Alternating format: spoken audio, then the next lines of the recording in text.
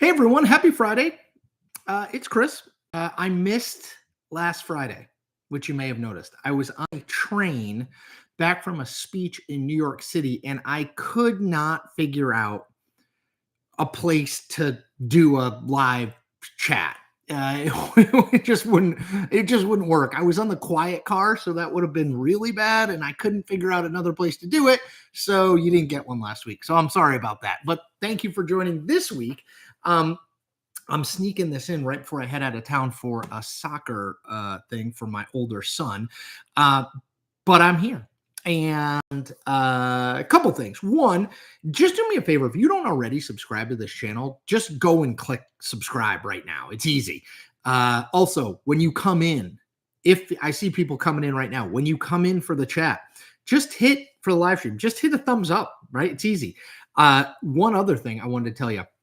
Over at my Substack, I am cooking up something really fun for my newsletter tonight. That's going to be free for everyone. So you can become a free subscriber. Just go to chriscillizza.substack.com. You can become a free subscriber. You can get it. Trust me, it will make your Friday night more fun.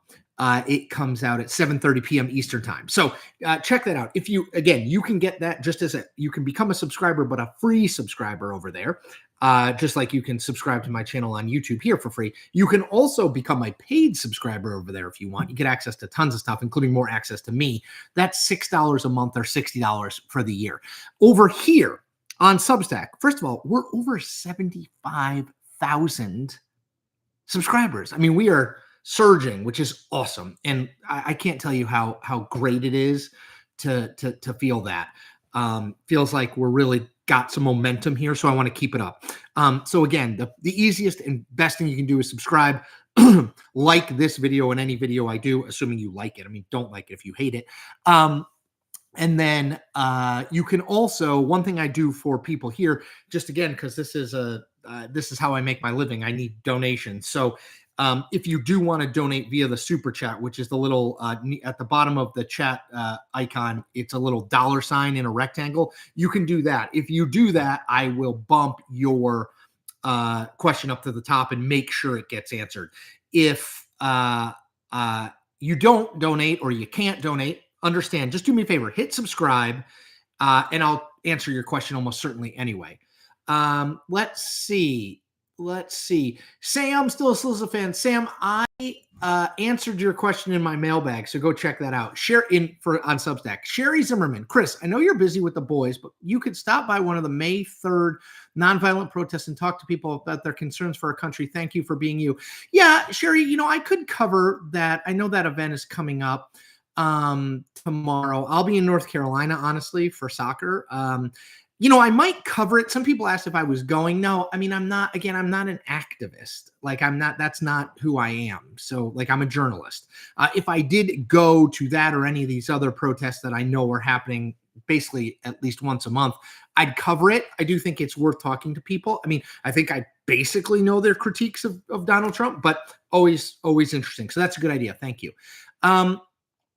Let's see, VB, do you think mass migrations across Europe could be seen as a modern extension of colonialism where instead of exploiting labor overseas, corporations now bring in cheap labor directly? VB, I wish I was smart enough to answer that question. I have to think about that more, to be totally honest. I don't know the answer to that. I will tell you, if you want to read a shocking book about colonialism, read King Leopold's Ghost about the Congo and Prussia. It's Prussia? No, I have that wrong. Austria. I think Austria. Anyway, King Leopold's Ghost. Incredible book. Travis Lindsay, do you think Gretchen Whitmer's stock took a hit due to the hiding gaffe in welcoming Trump when he visited Michigan?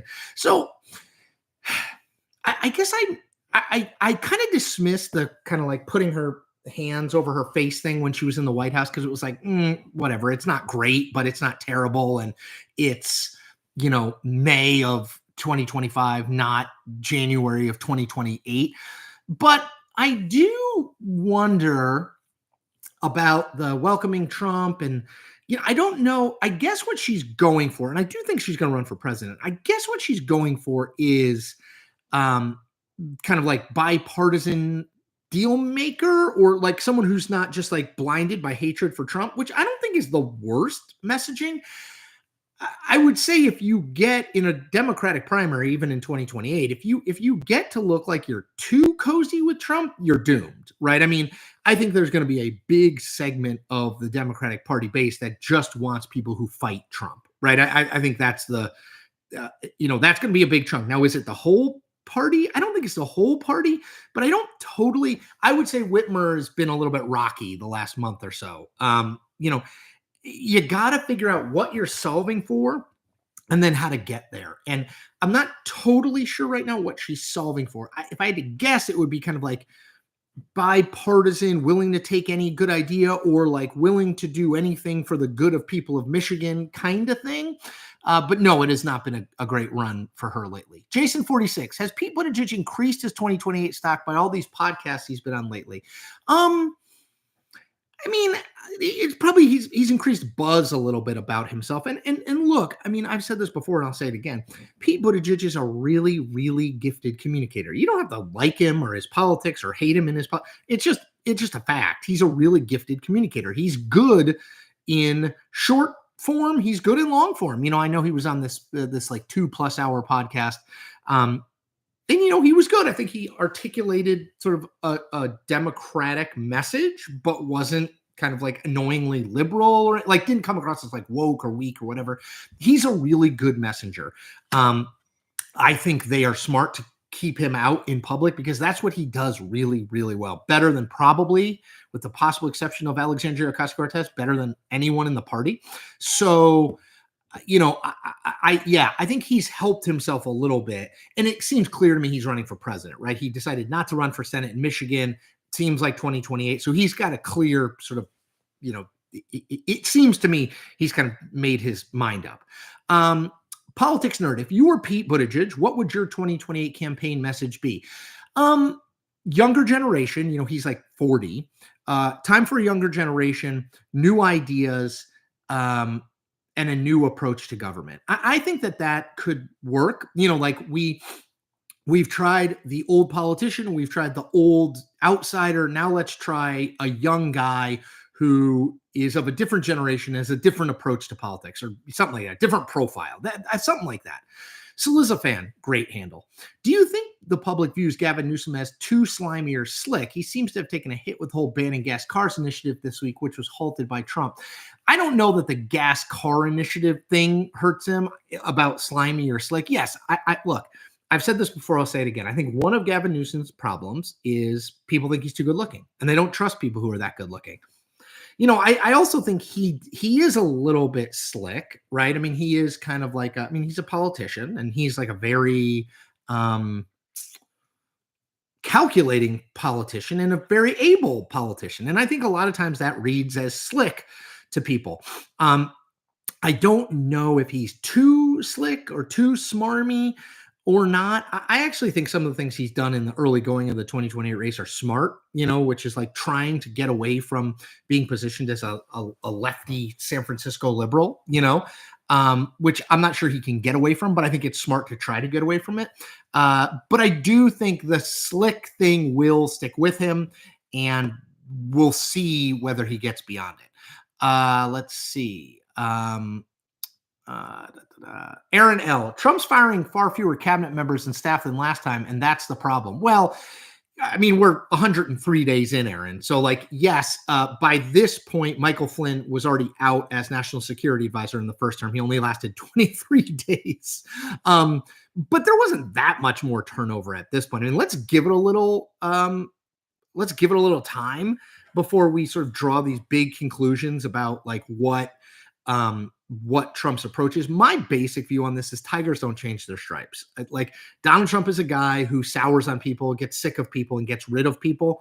I think he'll continue to do that, even though he did say this time around, 2025, this time around, I got all the best people. Not like last time when I got bad people. Who knows?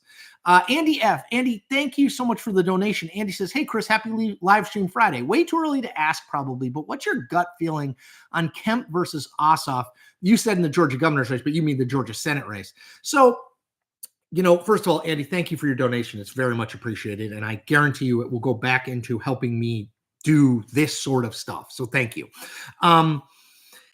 I think the big question is, does Brian Kemp run? So Brian Kemp is the outgoing Republican governor of Georgia, elected to 2 terms, beat Donald Trump's sort of endorsed candidate in a 2022 Republican primary, beat him bad, like 75-25.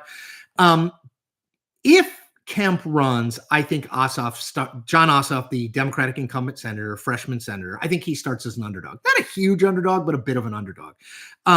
If Kemp doesn't run, I think Ossoff has better than 50% chance of being reelected if the political environment nationally looks at all like it does right now, which is sort of slanted against Trump and Republicans. I've always assumed Kemp was going to run. He's term limited out in 2026. It transitions sort of perfectly into a candidacy for Senate in 2028. In 2026. But I don't know. I've read good reporting from my friend Greg Bluestein down at the Atlanta Journal-Constitution, who says Kemp is definitely not sold on the idea just yet. Maybe he wants to run for the presidential nomination in 2028. And obviously, you can't run for Senate. Well, you could, but it wouldn't work. Run for Senate in 2026, then president in 2028. So let's see. I guess I would say Kemp is about a 50-50 bet right now, but I don't know. For folks who are just joining, thank you. A couple things. One, I've got something great coming for free on my Substack tonight. So head over, sign up. You can sign up for free, chriscillizza.substack.com. Trust me, it will make your Friday night more enjoyable. You can also become a paid subscriber over there if you want to support me, $6 a month or $60 a year. Over here, hit that subscribe button for the channel and hit that like button, that thumbs up button for this, because this live stream, because it helps me with the algorithm. So hit the thumbs up button if you haven't already. I always say I'm going to take as many questions as I can get to. I have to leave a little bit early today because I got to get on the road. But if you want to donate to me, if you want to donate to me, you can using the super chat down at the bottom of there, and I will bump your question up to the top. Okay, Mr. Wolf. Do you believe the current administration has the most pragmatic approach to the Ukraine-Russia war? If not, what approach should it take instead? Honestly, I'm not a geopolitical expert. Let me say that first. I think Donald Trump wants a deal. I think he wants a deal because he, number one, wants to stop the bloodshed and thinks he can help do it. But number two, I think he's focused on what a deal would mean for his legacy. Would it get him a Nobel Peace Prize? Would it make him a great figure of history? So I think he's really very sort of pragmatically focused. You used the right word, which is like, what's the best way to get a deal? I think the concern, if you're on the Ukrainian side, is there kind of a deal that will eventually be cut between Russia and the United States? And then Ukraine is kind of forced to either take it or leave it. And is that deal a good deal for Ukraine, or even close to a good deal for Ukraine? I don't know.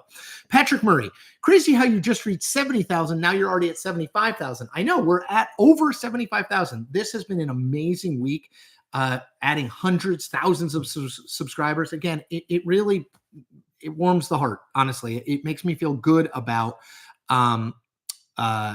what I'm doing and what I'm building here. And just for people who don't know, used to work at CNN, used to work at the Washington Post, have been independent for about 2 years now. I say independent in 2 ways. Independent from corporate ownership or a billionaire telling me what to do and what to write. I'm just me. It's just me here. And also independent in that I'm not right or left. I'm calling balls and strikes no matter what uniform the batter at the plate is wearing. And I hope you can support that. And luckily, lots of people are. Javier Rivera. Hey, Javier, thank you for your donation. Very much appreciated. Javier says, hey, Chris, who do you think might be good candidates for VP Democratic nominee for the 2028 race? Well, Javier, man, I'm struggling with 2028 presidential nominees, although I have broken them down over at my Substack and a video here if you want to check them out. But I'm going to give you one name that I just put a pin in because I think she'd be really interesting if she wins. So Abigail Spanberger is a former Democratic member of Congress in Virginia. She is running for governor of Virginia, which has its election this November 2025. I think she's the favorite to win. Not a guarantee, but the favorite. If she wins, I could see her being a intriguing VP pick. Sort of a moderate woman from kind of a swing-ish state. I could at least see her being in the mix, Javier. I hope that answers your question. Sam Schmidt. Sam, thank you for your donation. You said, Sam says, I noticed you've started using AI-generated art. What are your thoughts on it in writing and journalism? I know many writers are very against it. I don't. I am so on my Substack. I do like occasionally. I'll be like create. Like today, I said create an image of Chris Cillizza, a cartoon image of Chris Cillizza opening a bag of mail because I do a Friday mailbag post over there at my Substack. That's kind of like this, but not on video.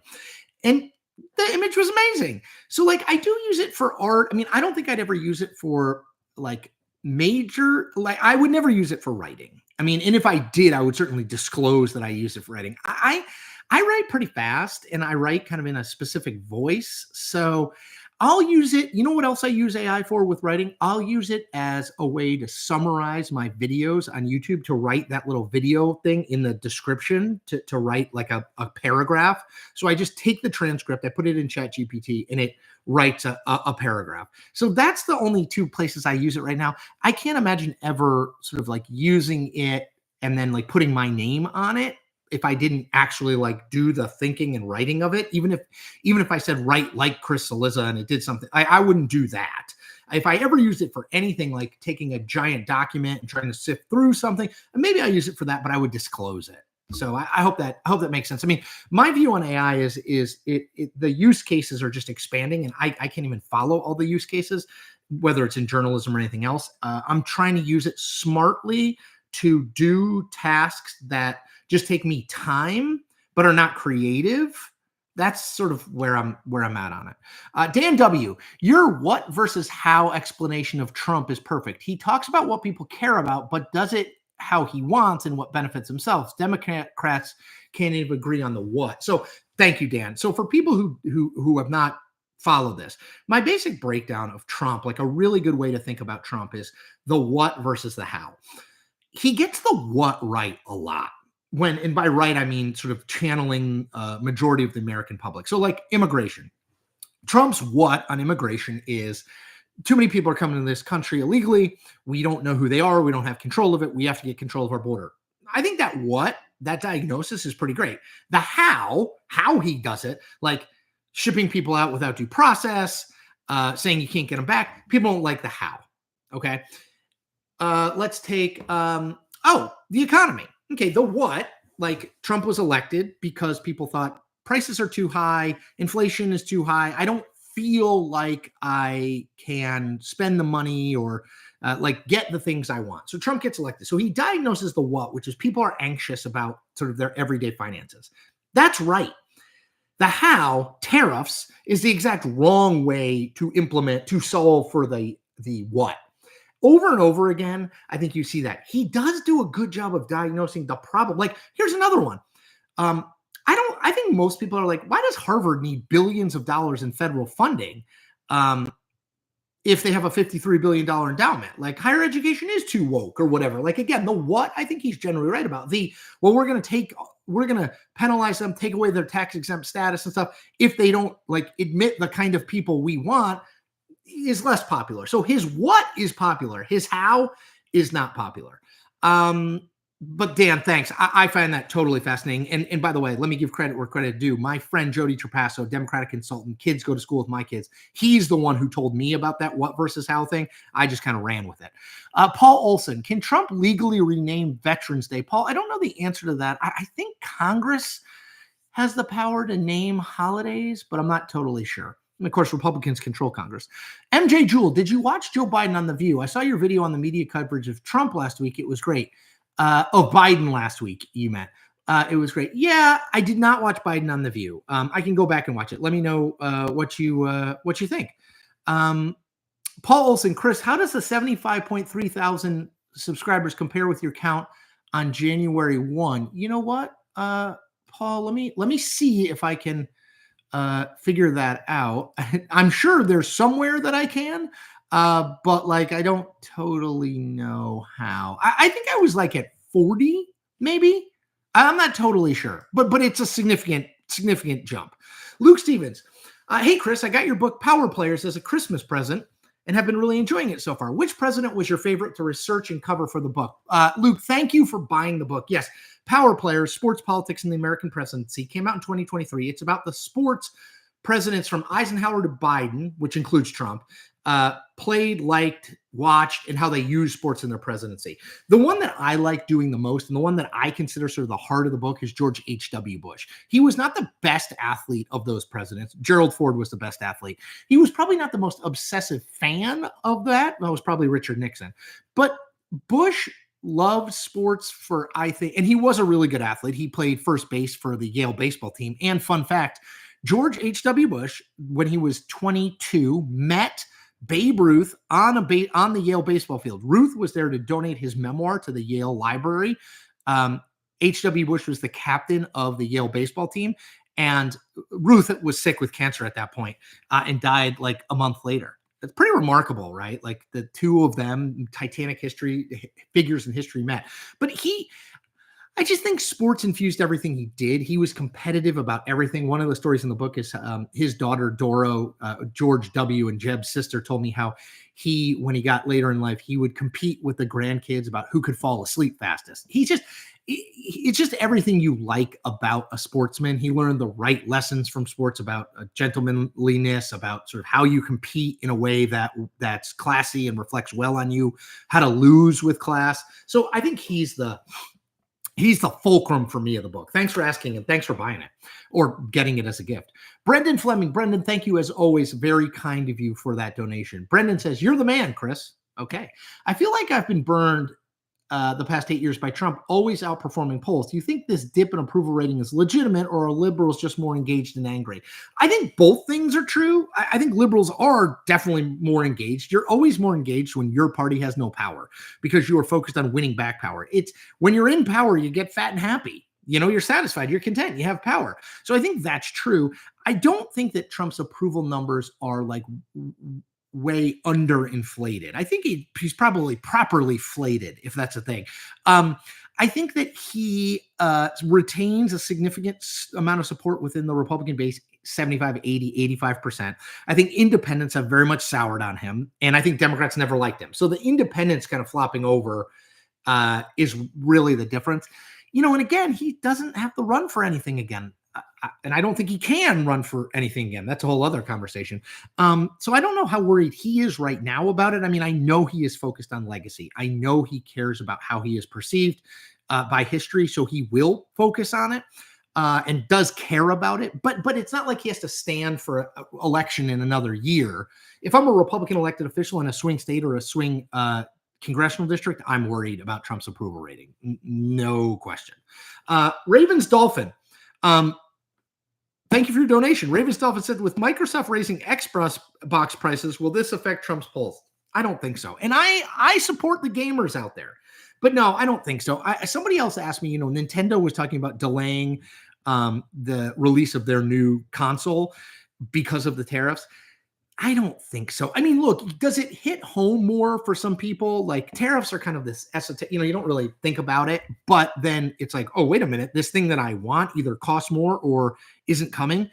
Yeah, there's some marginal effect there. And I think the cumulative effect where it's like you're trying to buy something from Shein or Temu or the Xbox or whatever, there is a cumulative effect there. And I think people will feel that over time if the tariff war against China continues. And that's an if. Let's see. Sorry, I'm just trying. Bunch of super chat donations just came in. Thank you guys. I'm just trying to get through them here. Dan W. Thank you for your donation. 75,000 subscribers. Congrats on all your success. Your hard work keeps paying off. Don't forget about us little people when you cross 1 million plus. I will not, man. I'm just trying to get to 100,000. If I get to 100,000, I'm gonna feel like that's something, right? Like 100,000 subscribers. Now we're moving. I did for people, I don't know if people know this, but David Pakman, who has a giant YouTube following, he's on the liberal end of stuff. I did his show earlier this week and he ran it, which was really lovely of him to give me a chance to talk about politics to his gigantic audience. So I hope if you haven't checked that out, I'll find it and send it. Canadian Citizen number 273. Canadian Citizen, thank you for your donation. Canadian says, hi, Chris. It looks like the Democratic Party pecking order right now is Harris, AOC, then Buttigieg. Sound about right. I guess it depends on what you mean by pecking order. Like if we did a poll tomorrow and said, who do you want to be the 2028 presidential nominee? I think Harris would finish first. Does that mean that she's the favorite to be the 2028 presidential nominee? No, I think it just means that people know her name. Yeah, I mean, like, don't underestimate name ID. It does make a huge difference. So, like, if I had to put, I don't know if it's most influential voices or most interesting voices. That conversation, I think, Alexandria Ocasio is close to the top of that conversation. I guess Kamala Harris, though, to me, Kamala Harris, it looks like she's going to run for governor. I could be wrong, but I think she's going to run for governor.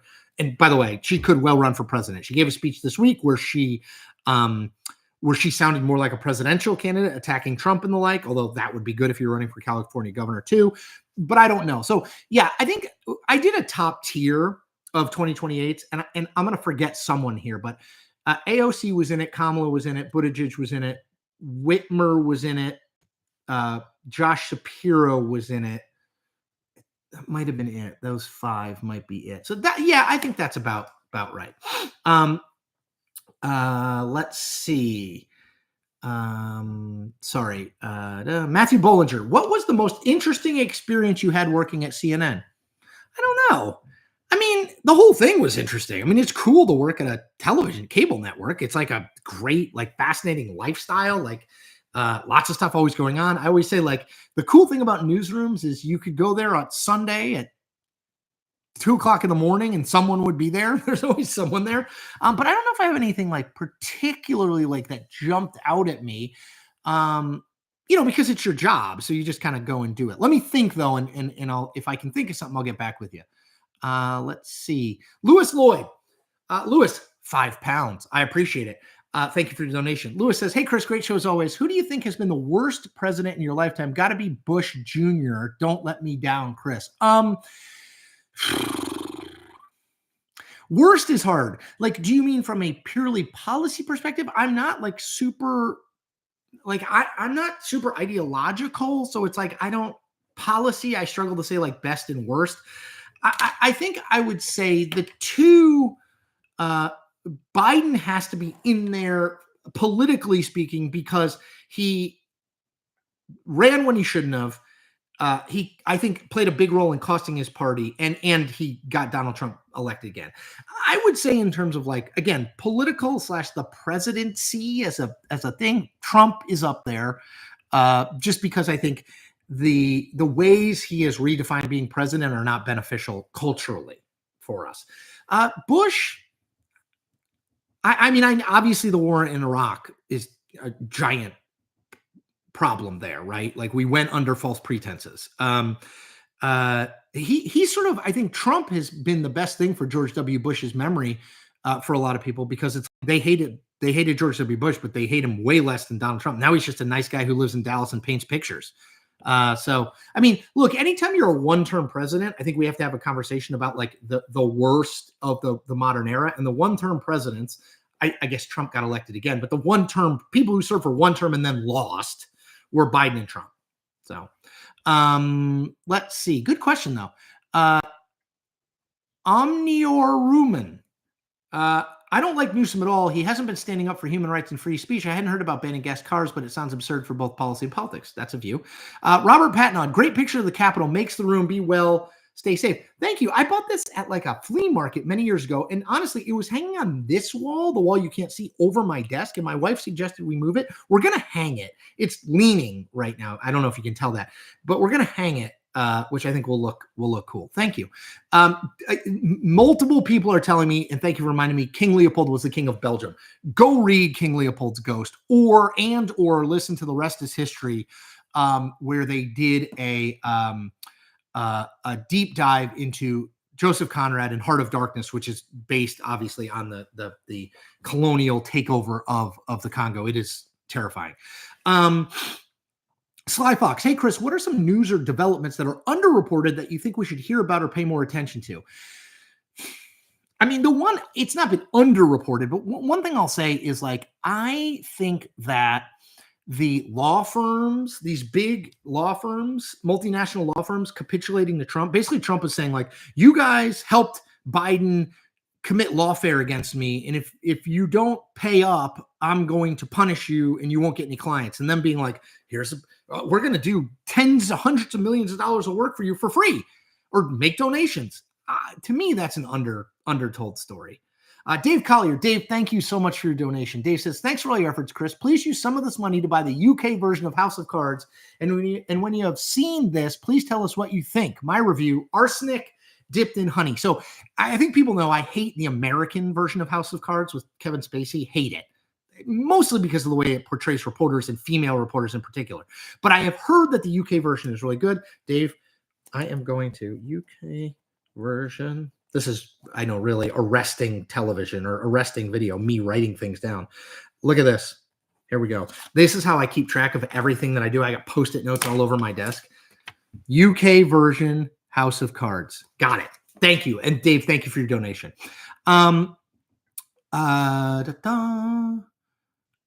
Just making sure I've got everybody. Hold on. It just jumped a sec. Oh boy. Okay. 4 a.m. pizza. Hey, Chris, who do you think is the most attractive president in modern U.S. history? I think Bill Clinton was pretty hot, charismatic, tall, nice hair, so sexy. I did a most attractive presidents. I think I did it for President's Day. And I think I made a video of it. If I didn't, I wrote about it on my Substack. I can never totally remember. And I think the correct answer is Franklin Pierce. Yeah, I think it's Franklin Pierce. Let's see. J. Jordan 00. At some point, the Supreme Court will be overwhelmed by the sheer volume of Trump appeals after losing in a district or other court. Will they have to start being more careful what they will hear? Yeah, I mean, look, Trump files a lot of emergency appeals, which kind of like puts those things at the front of the line. But yes, I think they will. I think they have been somewhat judicious. I think they refer a lot of things right back to the lower courts without sort of considering them. But yes, it will. If it's not already, there will be a sort of clog in the pipe there. Let's see. Eric Mays. Sorry, I'm not able to donate this week. Normally I would, Sears. So that's Winsome Sears, the Republican nominee for governor in Virginia. Sears is a Marine vet. Does that help her in the Virginia governor's race, or is this still Spanberger? I think Spanberger has the edge. Eric, look, the way that Virginia governor's races have gone for the last 25 years is the party that carries Virginia at the presidential race loses the loses the governor's race the next year. So it was, I think that's right. Yes. So you had, is that right? 2020. So Youngkin's funny. Yes. So Biden wins not Virginia, the presidency. So Biden wins the presidency in 20. That's what screwed me up. Biden wins the presidency in 2020. Youngkin gets elected in 2021. Trump wins the presidency in 2016. The Democratic governor gets elected in 2017. Sorry, man, I'm operating on not that much sleep. So yeah, I think Spanberger probably wins, but who knows? Sorry for the brain freeze. Ethan Silver. Hey, Chris, what do you think the Democrats who do you think Democrats could nominate? That would be the equivalent of Mark Carney in Canada, outsider not connected with prior unpopular administration. Mark Cuban, Westmore, other. So I've talked a little bit about this. I think that's a really good question. One thing that I find fascinating is is there a possibility that Mark Carney's win? Mark Carney, kind of like a technocrat, bureaucrat, not a real like charismatic politician. Is it possible that in this moment of kind of world financial turmoil, that people turn more to that? And who could that be in the U.S.? It could be someone like Jamie Dimon. I could see that. Cuban. I wouldn't say it's anyone in elected office because I don't think you count as an outsider if you're the governor of Maryland, like in the case of Westmore. But yeah, it's a really, really interesting question. Brian Ayukik. Hey, Chris, I was curious why you left Ron DeSantis and Nikki Haley off your top 8 contenders for the 2028 Republican primary. Do you think there's no hope for an anti-Trump candidate? Not right now. Is it possible that if he's at 35% by the end of his term, there's interest in kind of a Trump alternative or let's move on from Trump candidate? Yes, but not today.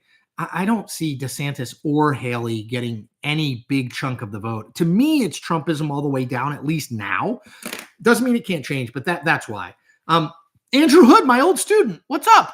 Thoughts on the continuing Paramount CBS 60 Minutes controversy? Is the journalistic firewall at CBS starting to fracture? Yeah, it's ridiculous. I mean, look, somebody asked me over at my mailbag at my Substack, what grade would you give the legacy media for Trump's first 100 days? And what I said was, I'd give I give the news side of the legacy media a B. Think they've done fine. And I give the business side an F because the business side has totally capitulated because they've proven over and over again billionaires and corporate media conglomerates care about making money and then maybe the journalism. The fact that ABC/Disney settled with Trump over this ridiculous lawsuit against George Stephanopoulos, the fact that Bezos is leaning on the editorial board and has gotten rid of the head of the editorial board because he wants the editorial board to be a certain way. The fact that Paramount looks to be entering into negotiations to cut a deal with Trump on a ridiculous and frivolous lawsuit that somehow 60 Minutes and CBS falsely or edited an interview with Kamala Harris. They just edited it like every TV station does forever. They edit interviews to get them into a shape that fits in the news hole that they have. So yeah, I'm very worried about that, Andrew. Hope you're doing well. Also, Syracuse is the worst. Jeffrey Berry. Hey, Chris, Justice Ketanji Brown Jackson spoke at a conference in Puerto Rico and denounced the tax and harassment on judges. I'm okay with her speaking out, but I know others think judges shouldn't. Your thoughts?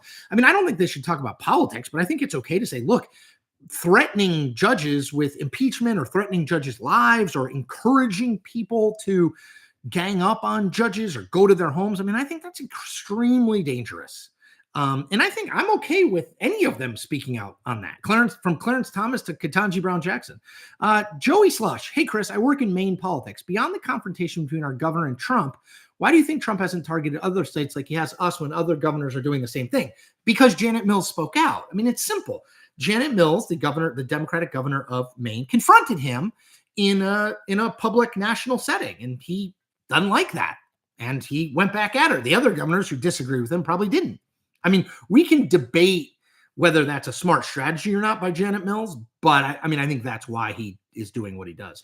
Mark Gauci, AI is here to stay. Might as well get comfortable with it and have some input in the early days. I don't disagree. My view is not like AI is bad. I think AI is fascinating. I try to use it more and more. My point is I'm never going to have AI write something and pretend it's me. That's all. Carolyn Louise, congratulations on passing 75,000. Thank you. And by the way, while I'm giving a thumbs up, give me a thumbs up. Make sure you like this video. And thank you, Carolyn. Aldo Marino, why is it when the MAGA is on the 20% side of an 80-20 issue like birthright citizenship or public funding of religious charter schools that they don't tend to get the same pushback as the Dems do?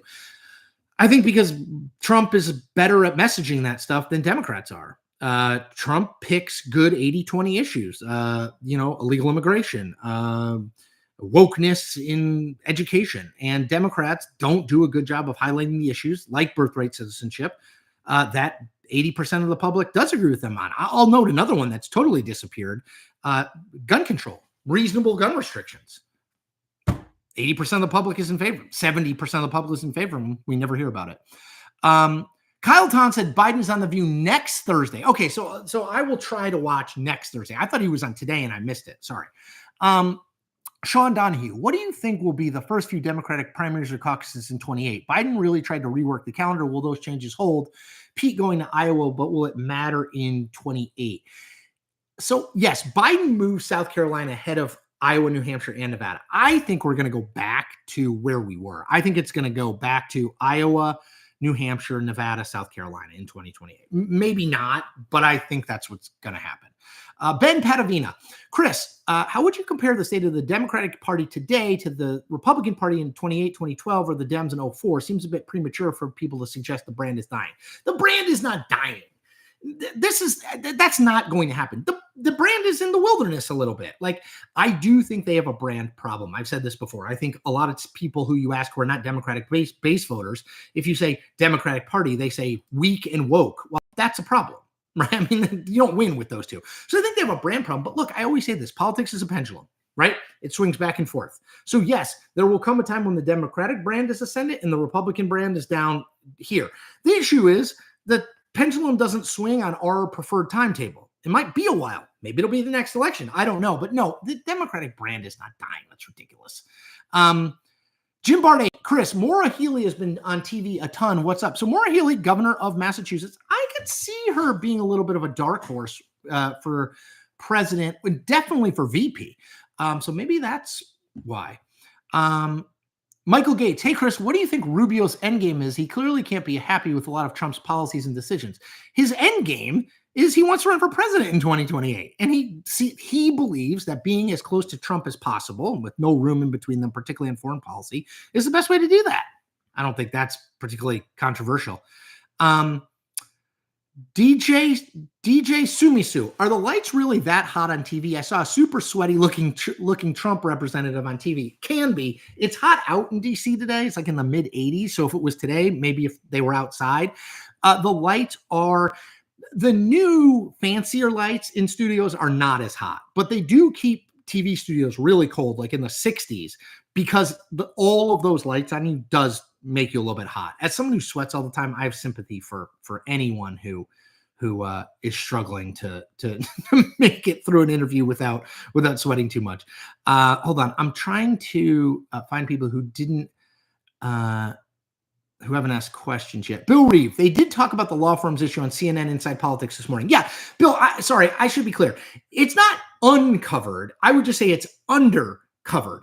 That story and the amount of money the Trump world, hold on, I somehow lowered my seat. I'm not sure how I did that. The amount of money that Trump, his sons are making in crypto from the meme coin and from this financial world, the World Financial Group that they funded. Like Axios did a piece on it this morning. I mean, it's a kleptocracy. I think you have to, whether you like Trump or hate him, he is now, all the restrictions are off in terms of like what he's willing to do to monetize the presidency. Like those two stories to me are the big ones. Teresa Zaid, during the ABC Terry Moran interview, Trump spoke so many lies. How does an interviewer combat that? What do you think? You can't. Because it's not as, and I know people hate that, but it's not as though if Terry Moran said to Trump, that's not true, Trump would say, yes, it is. I mean, look at the MS-13 back and forth they had about Kilmar Abrego Garcia's knuckles. It went on forever. And like, ultimately, is whether Kilmar Abrego Garcia has tattoos of MS-13 on his knuckles or not, like, important about in terms of like big issues in the country? No, of course not. So like, that's the thing. He's never going to admit he's wrong. You're never going to get him to be like, oh. And if you spend all of your time trying to fact check him, you won't ever get to any other issues. And I think that ill serves the public. So I get it. I get why people get frustrated, but I don't. I think they're doing I think Terry and other reporters are doing the best that they can. Barry Riley says, Chris, you are such a political nerd. Love you. Thanks, Barry. Paul Olson laughs at my properly flated reference. Greg Anderson, hey, do you think there can be a blue wave or independent wave since both parties are very unpopular? So in the midterms, sure, I could see a blue wave because look, midterm elections are about, do we want to, it's a midterm, can we put a restrictor plate on the party in the White House? Do we want to? It's not really about the other party. You just got to kind of be the other person in a binary choice election. So I could see Democrats doing well there, even if people aren't sold on their brand. 2028, it's going to be really hard. Andrew Hood, do not post those oranges or I will ban you forever. Let's see. Paulson says Ocasio-Cortez could be hard to fit onto a bumper sticker. AOC, done. MSA Coach Mike, how do Americans get out of this mess before the midterm elections without an assassination occurring? To an outsider, it looks like there's no way out. I mean, we have elections. You know, that's what they're for. And people decided they wanted to go in the direction that Trump was offering in 2024. In 2026, we'll see if they want to continue in that direction or if they want to put some restrictions on that direction. That's what we have elections for. Oh, Sam Schmidt, I missed your other super chat donation. Sam, thank you for it. Have you read Abundance by Derek Thompson and Ezra Klein? Is that a viable platform for Democrats? Okay, it's number one on the New York Times bestseller list, which makes me happy because those are good, smart guys. I have not read it yet, but I'm going on a road trip this weekend and I'm putting it on my Kindle before I go. So I will update you maybe next week. Let's see. Negative. Chance of President Biden running for another term in 2028. Literally zero. That was an easy one. Singh, I feel the era of secretaries of state getting elected presidents is basically over. Do voters really care that much about foreign policy? No, they don't care about foreign policy barely at all, but it's a very high profile role. So people see Marco Rubio out there, right? Much more than if he was just a senator from Florida. That's why he took the job. So it exposes him to more people, more Republican donors. It's a really nice thing to have on your resume. You can say, like, look, I've looked all these foreign leaders in the eye and I know blah, blah, blah when you run for president. But no, it's not like people are like, oh, he has a lot of foreign policy experience. Let's vote for him. They do not. BMP 456. Historically, a large amount of unsexed men hasn't been a good thing for any society. Ring any bells regarding Gen Z statistics and voting patterns. Is the word unsexed a word? William West, what do you think of what's going on with the Supreme Court race in North Carolina? I don't know about it. Tell me about it. Send me an email, cillizzac@gmail.com. Let's see, just making sure. Kennedy Ivey, did you talk about Kamala Harris coming back with that speech? Are we excited for this? I mean, I'm neither excited nor unexcited. I still think she is a hard sell to be the presidential nominee in 2028. I think she has the stink of defeat on her, and I think that's hard to get off, candidly. I think her best path, if she does want to be president at some point in the future, or at least be a really viable nominee, is to run for governor of California in 2026, and then parlay that maybe in 2032 to a run for president. But who knows? I mean, I could be wrong. Maybe she runs for president. Maybe she sees things differently. Okay, let me just make sure I didn't miss anyone. I got to run out of here, but I want to make sure there's no one I missed. Okay, let me end there and let me say, if you have not, just give the thumbs up there. We got 101. We got 200 people in here, but only 101 likes. Just give it a like. Please subscribe to this channel. Like I said, we are growing rapidly, but we need you and we need you to spread the word. So please subscribe. It's free, it's cheap, it's easy. The other thing is head over to my Substack. Again, there is going to be something on there tonight. My nightly newsletter comes out at 7:30 p.m. Trust me, there's going to be something on there that will be free. You have to become a subscriber, but you can be a free subscriber that you will like and that will make your weekend more fun. And if you want to support me, you can become a paid subscriber over there, $6 a month, $60 a year. Relatively manageable cost. You can also super chat donate here. There's a buy me coffee link if you want to make a donation or a recurring donation there. Any little bit helps. I don't mean to beg or be a salesman, but I'm in the business where I need as much support as I can. BMP 456, thank you for that donation right in at the last minute. Thank you, everyone. Have a good weekend. I'll be back here next Friday. Take care.